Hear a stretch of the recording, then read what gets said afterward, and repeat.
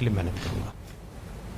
तो सभी मंत्री अब यहां भरोसा दिखा रहे हैं कि जिस विजन के साथ जिम्मेदारी सौंपी गई है उसे पूरा करने की कोशिश करेंगे। लेकिन आपको दिखाते हैं हम प्रधानमंत्री नरेंद्र मोदी की ड्रीम टीम। कैबिनेट मंत्रालय नारायण राणे को भी सौंपा गया है। एमएसएमई जो नितिन गडकरी के पास पहले था, सर्बानंद सोनोवाल असम के पूर्व मुख्यमंत्री, जहाज रानी और आयुष मंत्रालय उनको सौंपा गया है। तो वहीं वीरेंद्र कुमार को सामाजिक न्याय और अधिकारिता मंत्रालय सौंपा गया है। ज्योतिरादित्य सिंधिया की बात करना यहां बहुत अहम होगा, क्योंकि जिस तरह से कांग्रेस से आकर बीजेपी में शामिल हुए, सिविल एविएशन मिनिस्ट्री उनको सौंपी गई है। रामचंद्र प्रसाद सिंह को इस्पात मंत्रालय सौंपा गया है।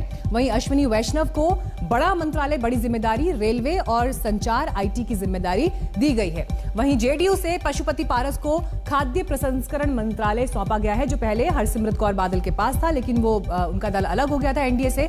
किरण रिजिजू आ गए हैं बड़ी भूमिका में, कानून मंत्रालय उनके पास होगा। रविशंकर प्रसाद की छुट्टी हुई और यहां पर उनको बड़ी जिम्मेदारी मिली है। वहीं राजकुमार सिंह की भी जिम्मेदारी हम आपको दिखा रहे थे।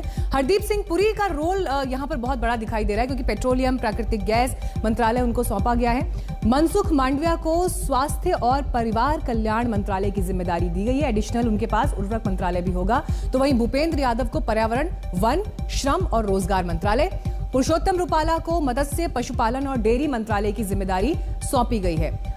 और नारी शक्ति जो ड्रीम टीम में दिखाई दे रही है, कुल 11 महिलाएं शामिल हैं। वित्त मंत्री निर्मला सीतारमण को आपने देखा। वहीं स्मृति ईरानी को महिला और बाल कल्याण मंत्रालय दिया गया है, उनसे कपड़ा मंत्रालय लिया गया है।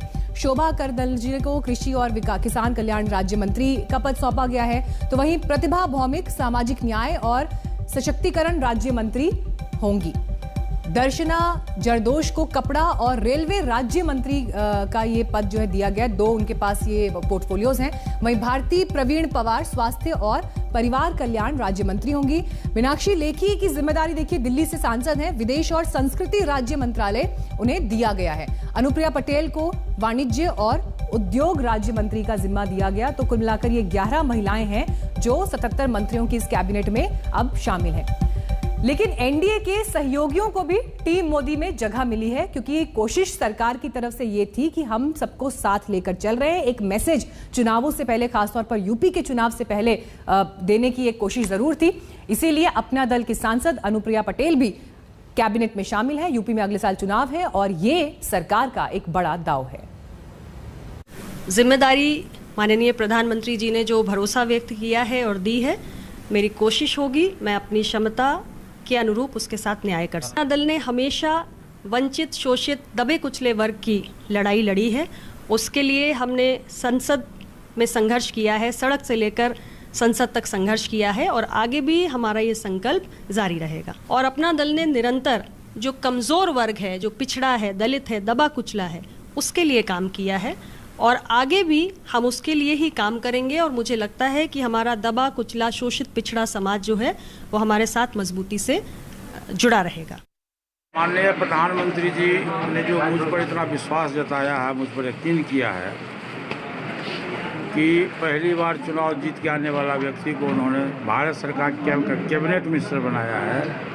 मैं कोटि कोटि उनको प्रणाम करता हूँ, मैं उनका आभार व्यक्त करता हूँ, मैं उनको शुक्रिया अदा करता हूँ। और उन्होंने जो मुझ पर विश्वास जताया है, मैं निश्चित रूप से माननीय प्रधानमंत्री जी को भरोसा दिलाता हूँ कि मैं उनके विश्वास पर खरा उतरूँगा और मैं देश की जनता और बिहार की जनता जितना मुझको बनेगा ईमानदारी पूर्वक मैं सेवा करूँगा। मैं पूरी ईमानदारी से, पूरी लगन से मैं हाजीपुर की जनता और पूरे देश की सेवा करूँगा। जो भरोसा जताया है उसके अनुरूप ही कार्य करने की कोशिश करेंगे।